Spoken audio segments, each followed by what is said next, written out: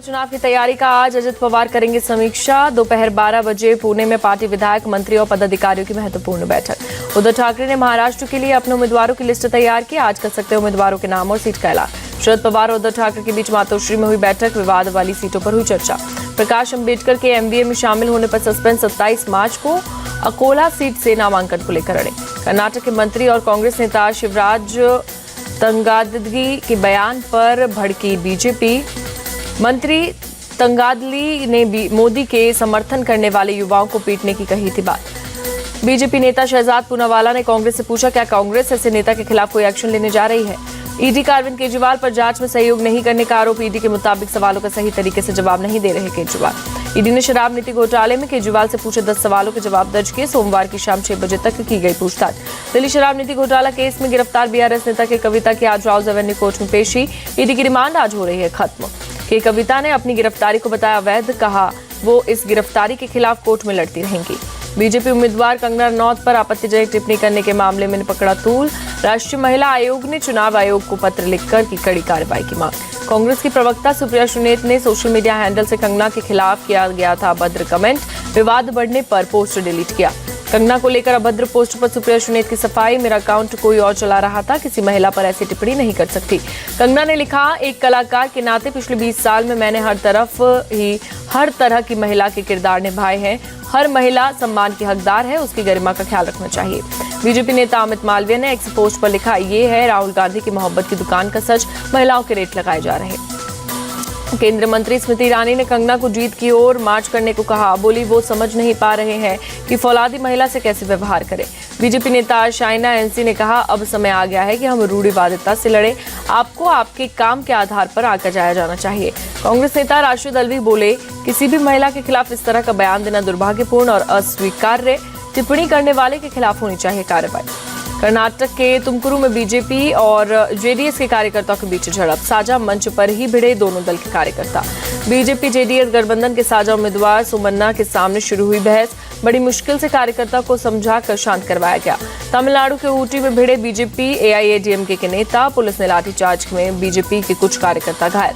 अपने घायल कार्यकर्ताओं से अस्पताल में मिले बीजेपी उम्मीदवार L Murugan. Tamil Nadu BJP chief Annamalai रहे मौजूद। गुजरात के सीएम भूपेंद्र पटेल धनसुरा के एक ढाबे में पहुंचे। ढाबे की चाय पी और लोगों से उनका हाल समाचार जाना। न्यूयॉर्क में महिलाओं की स्थिति पर आयोग का 68वां सत्र। संयुक्त राष्ट्र में भारत की स्थायी प्रतिनिधि रुचिरा कंबोज ने लिया भाग। महिला सशक्तिकरण को लेकर भारत की उपलब्धियों को गिनाया। विदेश मंत्री एस जयशंकर ने सिंगापुर के पीएम से मुलाकात की। कई द्विपक्षीय मुद्दों पर हुई चर्चा। धार में भोजशाला परिसर में एएसआई सर्वेक्षण आज भी जारी। सुबह सुबह पहुंची एएसआई की टीम। 22 मार्च से चल रहा है पुरातात्विक सर्वेक्षण। यूपी के गैंगस्टर मुख्तार अंसारी की बांदा जेल में बिगड़ी तबीयत। बांदा की रानी दुर्गावती मेडिकल कॉलेज में आधी रात को किया गया शिफ्ट। डॉक्टर्स ने मुख्तार अंसारी की सर्जरी करने का लिया फैसला। रात 1 बजे बांदा की रानी दुर्गावती मेडिकल कॉलेज के आईसीयू में किया गया था शिफ्ट। मुख्तार अंसारी ने वर्चुअल पेशी के दौरान बांदा जेल में बताया था जान का खतरा। जेल प्रशासन पर लगाया था स्लो पॉइजन देने का आरोप। मुख्तार अंसारी की सुरक्षा व्यवस्था में लापरवाही पर प्रशासन सख्त। 2 दिन पहले एक जेल और 2 डिप्टी जेलर को किया गया था सस्पेंड। महाराष्ट्र में बीड जिले के माजलगांव में एक मस्जिद पर रंग से किया गया जय श्री राम लिखने पर हंगामा।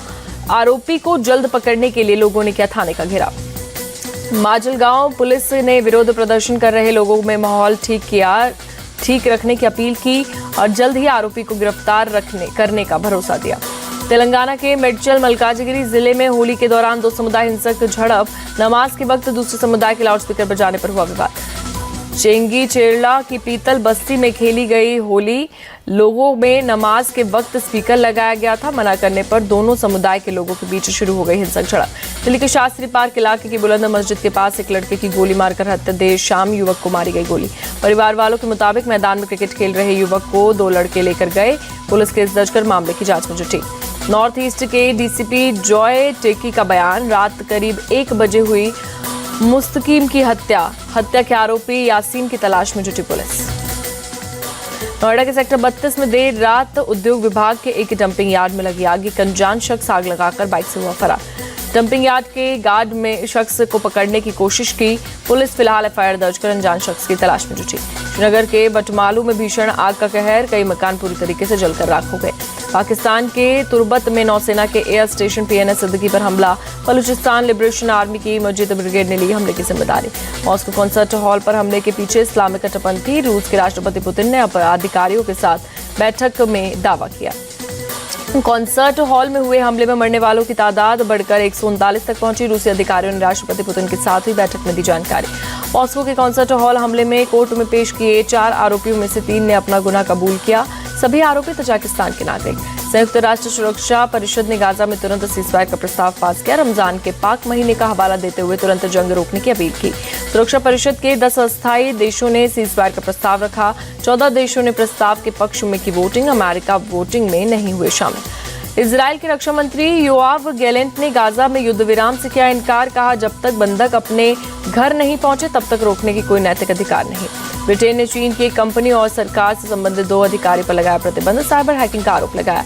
आइसलैंड में दिखा कुदरत का अनोखा नजारा। सक्रिय ज्वालामुखी के साथ आसमान में नजर आई नॉर्दर्न लाइट्स। IPL में आज चेन्नई सुपर किंग्स का गुजरात टाइटंस से होगा मुकाबला। चेन्नई में भिड़ेंगे दोनों टीमें। शाम 7:30 बजे शुरू होगा मुकाबला।